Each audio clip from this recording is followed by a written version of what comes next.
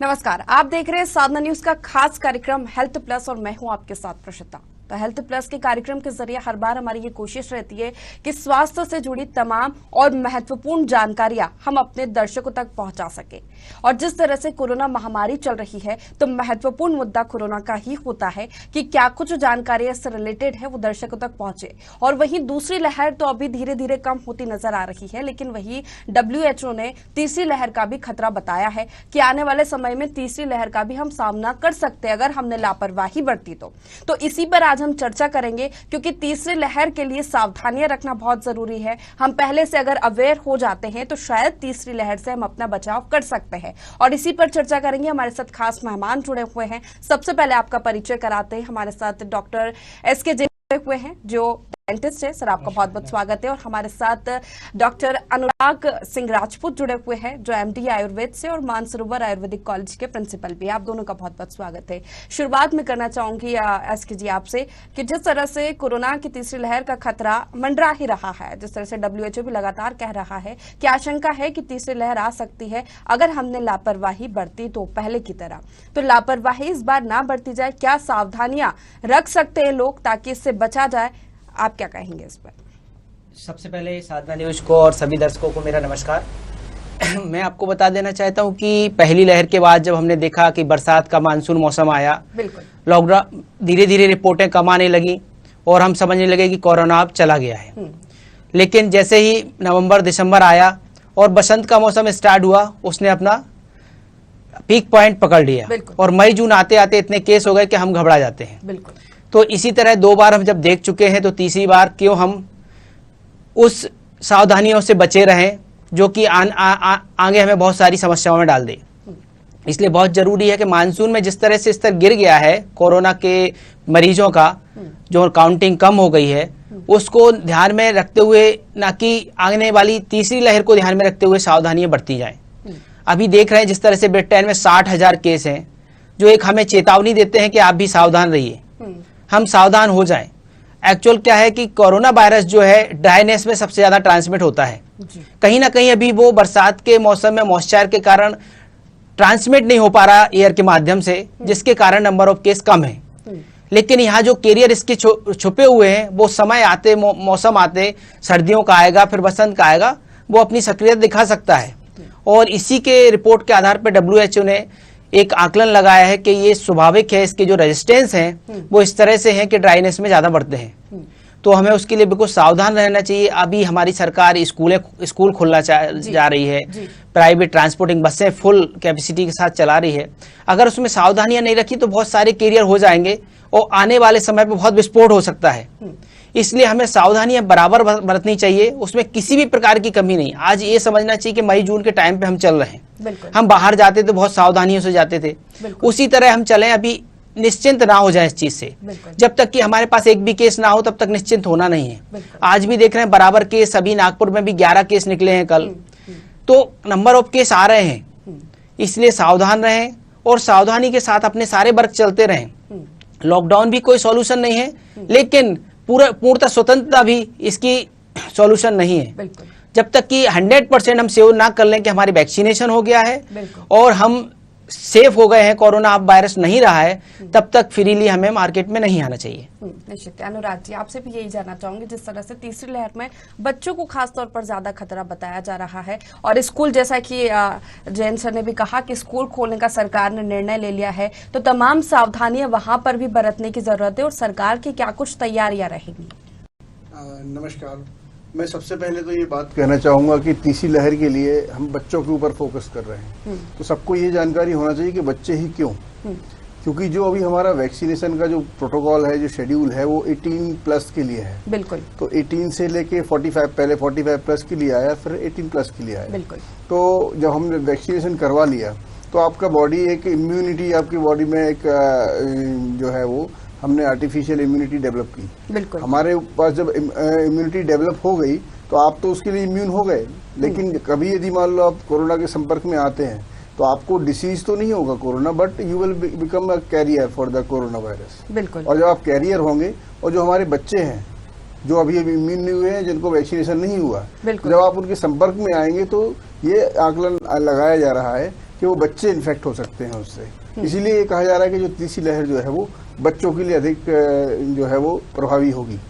तो मेरा ये मानना है कि जैसे डॉक्टर साहब ने बताया कि बसंत ऋतु इसके लिए बहुत ही मुफीद समय होता है इसको ग्रो करने के लिए। हमने पिछले 2 सालों में देख भी लिया है, और आयुर्वेद भी ये कहता है कि बसंत ऋतु में ही जो कफ के विकार हैं वो अधिक होते हैं। उसमें शोधन का विकार बहुत सारे जो सर्दी खांसी हमने अपने रूटीन में भी देखते हैं, जो सर्दी खांसी या बुखार के जो केसेस होते हैं जब ऋतु संधि काल होता है तब अधिक होते हैं। तो बसंत ऋतु में कफ के रोग ज्यादा होते हैं, और जो कि कोरोना जो है वो कफ से संबंधित व्याधि है, तो उस समय होने की संभावना अधिक है। लेकिन मैंने अपने पिछले काल में देखा, जब ये जिस तरह से कोरोना चल रहा था, तो 2 तरह के केसेस दिख रहे थे हमको। एक तो जो है जो हमको लंग्स से संबंधित चीजें दिखाई दे रही थी, दूसरे कुछ जीआई ट्रैक्ट वाले। बहुत सारे कोरोना केसेस में लूज मोशंस हैं या पेट की समस्याएं, जिनको टाइफाइड फीवर जैसा सिम्टम्स आते थे, वो भी दिख रहे हैं। तो मुझे ऐसा लगता है कि 2 तरह से स्प्रेड हो रहा है। एक तो नोज के थ्रू हो रहा है, नाक के जब थ्रू जाता है तो वो लंग्स में काम करता है अपना, और यदि मान लो कुछ खाने में आता है हमको, खाने के बाद जब वो जीआई ट्रैक्ट में जाता है तो वो जीआई ट्रैक्ट से संबंधित जो है वो लक्षण पैदा करता है। और मजे की बात इसमें एक और है कि जिन लोगों को जीआई ट्रैक्ट से संबंधित बीमारियां हुई, जिन्हें बुखार आया या कोरोना लाइक सिम्टम हुए, उनमें आरटीपीसीआर में कई बार पॉजिटिव नहीं आया। तो ये हमें इस विषय पर थोड़ा ध्यान देना चाहिए। और जिस तरह से भी कहा मैंने कि बात चल रही थी कि इसकी सावधानियां, ये तो निश्चित रूप से हर 100 साल में इस तरह का एपिडेमिक इस विश्व में आता है, तो हमें ये ध्यान रखना चाहिए इसमें कि अभी ये एपिडेमिक गया नहीं है। हमें इसके साथ रहना है। इसके साथ अगर रहना है तो जो सावधानियां हैं, जो हमको कहा गया है, वो निरंतर उसका पालन करना है। और जो सोशल डिस्टेंसिंग की बात है, चाहे वह मास्क लगाने की बात है, बार बार सैनिटाइजेशन की बात है, और तमाम तरह की जिस तरह की सावधानियों के लिए बात कही गई है, उन सब का तो निश्चित रूप से पूरा पालन करना चाहिए। और इसके लिए अभी जो पिछली वेव गई है, अभी जो अप्रैल और मई का जो हमने भयावह स्वरूप देखा है, तो तैयारियां मेरे हिसाब से बहुत सी हो गई। हमारे मानसरोवर आयुर्वेदिक मेडिकल कॉलेज ने भी अपनी एक कोविड यूनिट तैयार की है पूरी 28 बेड्स की, जिसमें सेंट्रली ऑक्सीजन सप्लाई है, 2 वेंटिलेटर्स हैं, एनआईवी है, सारी सुविधाएं की हैं। भले ही अभी हमको पेशेंट नहीं मिल रहे हैं। यदि इस तरह से कोई तीसरी वेव आती है, जो कि संभावना मुझे थोड़ी कम लगती है, सच बताऊं मैं आपको, क्योंकि जो मैंने पिछले काल में देखा कि आयुर्वेद ने एक बड़ा रोल इसमें अपना प्ले किया है। पिछले जितनी भी एपिडेमिक्स हुए हैं या जितनी भी बीमारियां हुई हैं, उसमें आयुर्वेद इतने सामने नहीं आया, जिसमें अब आम आदमी तक जो है वो काढ़ा है या गुड़ुची है या चूर्ण है, इन सब चीज़ों से कहीं ना कहीं जो है वो इससे उसकी पहचान हुई है। तो मैं ये देख रहा हूँ कि अपनी प्रैक्टिस में भी देख रहा हूँ, हमारे कॉलेज में भी पेशेंट्स आते हैं, महाविद्यालय हॉस्पिटल में, तो लगातार पिछले 1 वर्ष से जो पूरी भारत की बात कहूंगा मैं, किसी व्यक्ति विशेष की बात नहीं कहूंगा, पूरा भारत जो है वो कहीं ना कहीं काढ़ा की सेवन कर रहा है, कोई चूर्ण की बात कर रहा है, कोई गुड़ुची की बात कर रहा है। तो ये कहा गया है आयुर्वेद में कि रसायनानाम नित्यम सेवनम, मतलब रसायन जो है उसका नित्य सेवन करते हैं। अगर आप लगातार 8 से 9 महीने 10 महीने हमको लगातार हो गया है, भारत ने उसका सेवन किया है, तो और उसके अलावा हमारी मनोविज्ञान जो भी बना है कि हमें इस कोरोना से लड़ना है। यह एक मास साइकोलॉजी जो है, ये भी बहुत बड़ा रोल प्ले करती है इसमें, कि हम एक उसमें आप देखिए ना, पिछले कोरोना काल में चाहे वो हमारे पुलिसकर्मी हो, चाहे वो सफाई कर्मी हो, चाहे डॉक्टर्स हो, सब ने मिलकर काम किया है। और जब इस तरह से पूरे मिलके काम करते हैं तो एक ये पूरा का पूरा एक मूवमेंट बन गया है, और इस तरह से हमारे अंदर भी ऐसे परिवर्तन आते हैं। तो मुझे ऐसा नहीं लगता कि थर्ड वेव हमारे लिए इतनी प्रभावी होगी।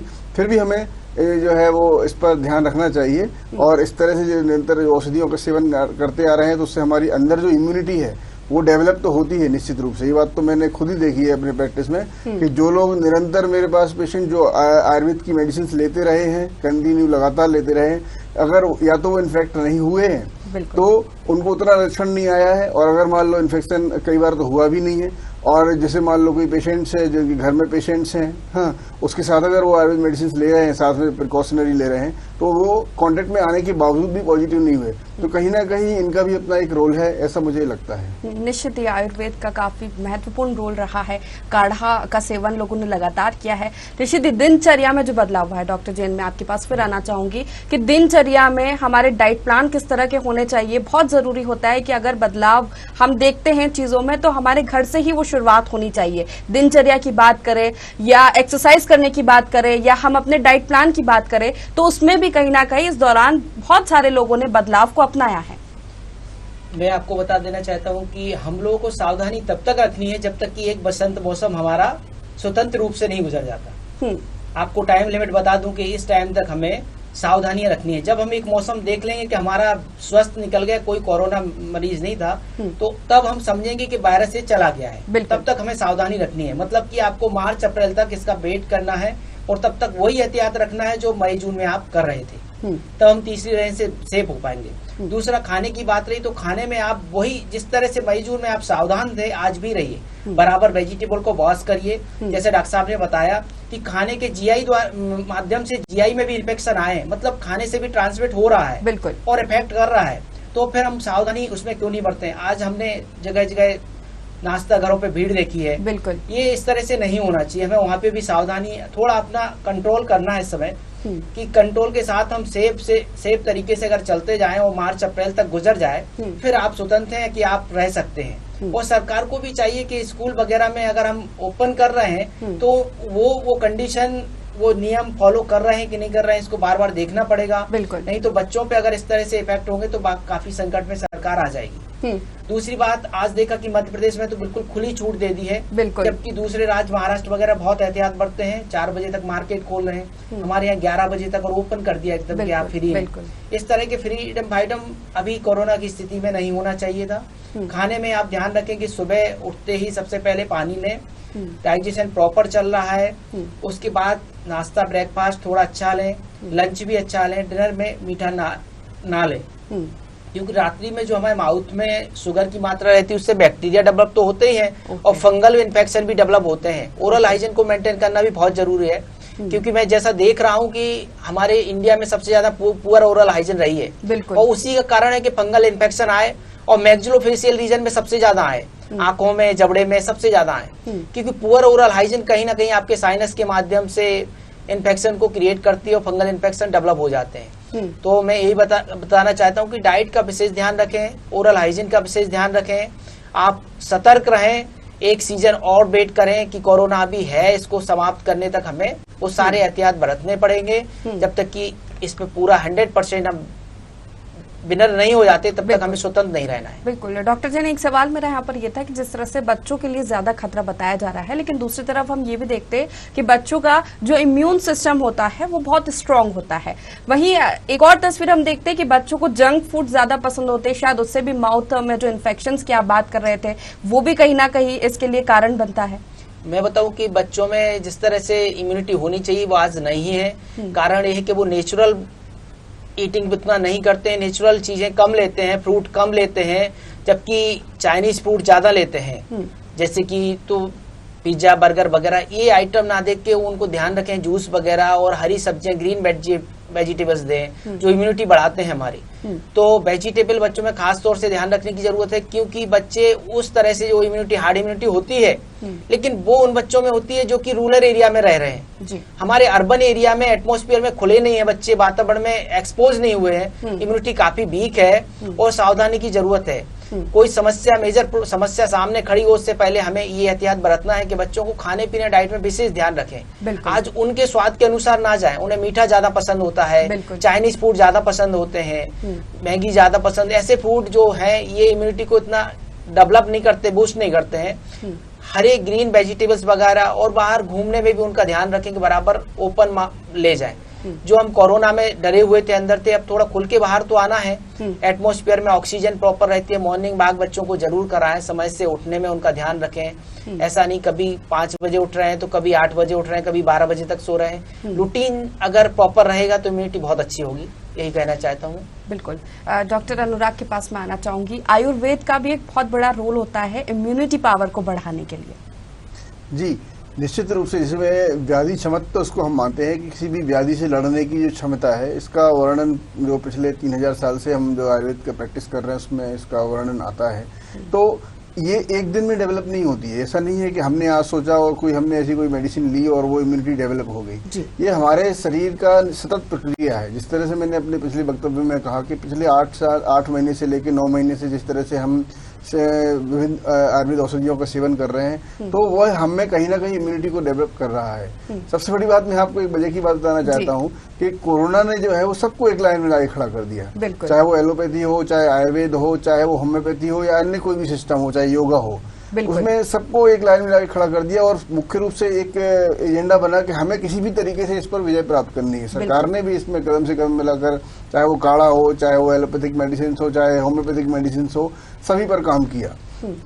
लेकिन मैं यहाँ पर इम्यूनिटी के लिए बात करूँ तो जैसे डॉक्टर साहब ने बताया कि हम जो है वो हरी सब्जियों का सेवन करें और खुले वातावरण में घूमें, ये सब तो ठीक है। मैं ये भी मानता हूँ कि जो सब्जियों वगैरह का सेवन कर रहे हैं, हमें ये भी ध्यान रखना है कि जो सब्जियां आ रही हैं वो कैसे आ रही हैं। बिल्कुल। आज की सबसे बड़ी समस्या ये है कि जो हम गेहूं खा रहे हैं या चावल ले रहे हैं या जो भी चीज खा रहे हैं, तो क्या उसमें उतने पोषक तत्व तो हैं? ये भी बहुत बड़ा एक विषय है, क्योंकि जिस भूमि में पहले 1 एकड़ जमीन में 5 क्विंटल गेहूं हुआ करता था, अब जब हम विभिन्न प्रकार के जो औषधियों का जो केमिकल्स का यूज करते हैं, तो वो 5 क्विंटल गेहूं को हम 20 क्विंटल उगा रहे हैं। लेकिन जो पृथ्वी में जो तत्व आ रहे हैं उसमें न्यूट्रिएंट्स, वो तो 5 क्विंटल के हिसाब से ही है। अब वो डिस्ट्रीब्यूट हो गए 20 क्विंटल में, तो ओवरऑल जो कंसंट्रेशन है उन न्यूट्रिएंट्स का वो कम हो गया। और आप बोल रहे हो मैं तो खाना तो प्रॉपरली खा रहा हूँ, जितनी मैं डाइट खाता हूँ, लेकिन जो न्यूट्रिएंट्स हैं वो आपकी बॉडी में नहीं पहुंच रहे। तो हमें इस चीज का भी ध्यान रखना है कि जो भी चीज हम खा रहे हैं, चाहे वो फल हो, सब्जियां हो,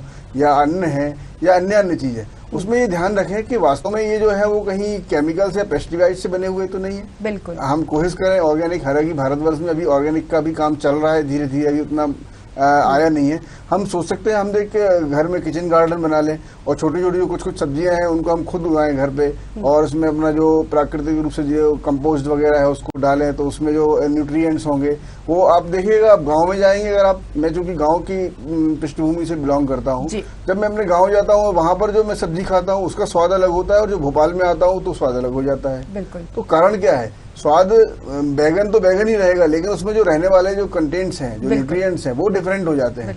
गांव में अभी भी उतना अधिक मात्रा में पेस्टिसाइड वगैरह का प्रयोग नहीं होता है, क्योंकि वहां पर कंजम्पशन भी उनका उतना लिमिटेड है। लेकिन शहरों में कंजम्पशन अनलिमिटेड है सब्जियों का। तो जो प्रोड्यूसर होता है, हमारा कृषक होता है, वो भी ये चाहता है कि अधिक से अधिक सब्जियां उगाएं। अब आप अधिक से अधिक सब्जियां उगाएंगे तो उसके लिए आप बाहर से केमिकल्स और पेस्टिसाइड्स और विभिन्न प्रकार की औषधियों का प्रयोग करेंगे, तो उसमें न्यूट्रिशन कम हो जाएगा। तो हमें इस चीज का बड़ा ध्यान रखना चाहिए। और दिनचर्या तो खैर है ही। कोरोना के मामले में एक नया केस रिपोर्ट ये भी आया था, जिस तरह से बहुत लोगों की इसमें दिनचर्या सुधर गई। मुझे लगता है कि प्रकृति ने आपको सुधारने के लिए इसे भेजा है। हम बहुत ही इनडिसिप्लिन हो गए थे। आपको उन्होंने समझा दिया कि केवल आप औषधियों से या हॉस्पिटल से अपना स्वास्थ्य का संरक्षण नहीं कर सकते हैं। आपकी दिनचर्या है। अब हम व्यायाम की बातें करने लगे हैं, हम बातें करने लगे कि हमें योगा प्राणायाम करना चाहिए, हमें स्वस्थ रहने के लिए अच्छा भोजन करना चाहिए, बैलेंस डाइट लेना चाहिए, जंक फूड का सेवन नहीं करना चाहिए। और बच्चे भी ये बात समझ रहे हैं। और अगर आप देखेंगे इस पूरे कोरोना काल के दौरान अगर आप हॉस्पिटल में देखेंगे तो जो इन्फेक्टिव केसेस हैं उनकी संख्या बड़ी कम हो गई है, क्योंकि आप बार बार हाथ साफ कर रहे हैं, आपके हाथ गंदे नहीं हो रहे हैं, आप मास्क लगा रहे हैं, आप सोशल डिस्टेंसिंग का पालन कर रहे हैं, जो भी चीज का आप सेवन कर रहे हैं उसको साफ सफाई से कर रहे हैं। अधिकांश लोग, मतलब ऐसी बात कर रहा हूँ। तो उससे जो कोरोना के अतिरिक्त जो बीमारियां होने वाली, जो बीमारियां होती थी हमको, कभी लूज मोशन हो रहा है, किसी को उल्टी हो रहा है, किसी को बुखार आ रहा है, वो काफी मात्रा में कम हो गया। आप खुद देखिएगा, इस चीज को एनालाइज करिएगा। तो अगर हम ये जो, मैं तो ये मानता हूँ प्रकृति ने आपको सुधरने का एक मौका दिया है। यदि हम इसका सोशल डिस्टेंसिंग का पालन कर रहे हैं, जो सारी चीजें हम पालन कर रहे हैं, इसको ये न मान के चलेंगे केवल कोरोना के लिए, इसको हम एक अपने जीवन का एक अंग बना लें, तो इससे घबराने की आवश्यकता नहीं है। और निश्चित रूप से मेरा ये भी मानना है कि कोरोना पूर्णतः खत्म नहीं होगा, क्योंकि वो प्रकृति से ही आया है। तो ऐसा नहीं है कि वो पूर्णतः खत्म हो जाए, हम उस पर लगाम पालेंगे, हमारे बॉडी में उसकी इम्यूनिटी डेवलप हो जाएगी। तो जिस तरह से अन्य बीमारियां जब हम रहते हैं, जीवन में आती हैं, उस तरह से कोरोना भी इक्का दुक्का लोगों में हुआ करेगा। लेकिन अभी जिस तरह से एपिडेमिक चल रहा है वो हमारी ही गलतियों के कारण चल रहा है। हम प्रॉपर सोशल डिस्टेंसिंग का पालन नहीं कर रहे हैं, हम हाथों को नहीं धो रहे हैं, हम मास्क नहीं लगा रहे हैं, हम भीड़ में जा रहे हैं। तो इन सब चीज़ों से बचने की आवश्यकता है। और यदि स्कूल, सरकार इसमें स्कूल खोले जाते हैं, मैं खुद भी, मेरे बच्चे हैं, अगर स्कूल जाते हैं तो मेरे मन में चिंता का विषय है कि स्कूल यदि बच्चा जाता है तो स्कूल क्लासरूम, तो मुझे लगता है कि चलो क्लास में बच्चे हैं तो वो सिक्योर्ड है, आप वहाँ पर वो कंट्रोल्ड है आपके। लेकिन जिस में वो जा रहा है, जहाँ पर वो बीच का जो रास्ता है वो एक दूसरे से शेयर कर रहे हैं, जो बाहर के लोगों से उसका कांटेक्ट हो रहा है, सिक्योरिटी गार्ड है और भी बहुत सारे जो आया है या जो साफ सफाई करने वाले हाउसकीपिंग के जो लोग हैं स्कूल्स में होते हैं, तो कहीं ना कहीं से यदि मान लो बच्चे को परेशानी होती है और बच्चे आपस में शेयरिंग करते हैं चीजों को, एक को होगा वो दूसरे को होगा, इस तरह से एक मास कम्युनिकेशन हो सकता है उसके लिए। तो हमें इस चीज पर बहुत ही ध्यान रखना चाहिए, सरकार को भी इसमें और व्यक्तिगत रूप से भी हमें इस पर जो है वो हर एक व्यक्ति की जिम्मेदारी बनती है कि इस पर बहुत ही ज्यादा ध्यान रखने की आवश्यकता है। बिल्कुल, समय की कमी को देखते हुए डॉक्टर अनुराग ने बहुत अच्छी बात की है। जल्दी से वैक्सीनेशन को लेकर डॉक्टर जैन और आप दोनों से ही मैं प्रतिक्रिया लेना चाहूंगी। सबसे पहले डॉक्टर जैन से कि वैक्सीनेशन का अभियान जिस तरह से चल रहा है, लोगों से लगातार सरकार भी अपील कर रही है कि वैक्सीन लगवाए, दोनों डोज, क्योंकि कोरोना का सिर्फ एक ही मात्र इलाज समझ में आता है, वो सिर्फ एक वैक्सीन ही है, जैसा कि लगातार WHO भी कह रहा है। लेकिन उसके साथ ये भी WHO का कहना है कि वैक्सीन के साथ साथ सावधानियां भी आपको बरतनी है। अगर आप वैक्सीनेट हो जाते, दोनों डोज लगवा लेते, तो भी ऐसा नहीं है कि आप बेफिक्र हो जाए, तब भी आपको सावधानियां बरतने की जरूरत है। मैं आपको बता दूं कि वैक्सीनेशन आपकी 50% इम्यूनिटी को बूस्ट करता है, लेकिन सावधानियां 50%, ऐसे मिला के 100% आप पहुंचते हैं। तो वैक्सीनेशन तो सरकार की तरफ से चल रहा है और आपको भी लेना चाहिए कि 50% सुरक्षा आपकी निश्चित हो जाती है और 50% आपकी सावधानी से। अगर आप 100% करते हैं तो मैं आपको बता दूं कि पूरे दोनों पीरियड में कोरोना से मैं बराबर फाइट किया हूं, किसी तरह से मुझे अटैक नहीं हुआ है। मैंने बराबर पेशेंट देखे हैं, लेकिन सेफ्टी मैंने बराबर ली।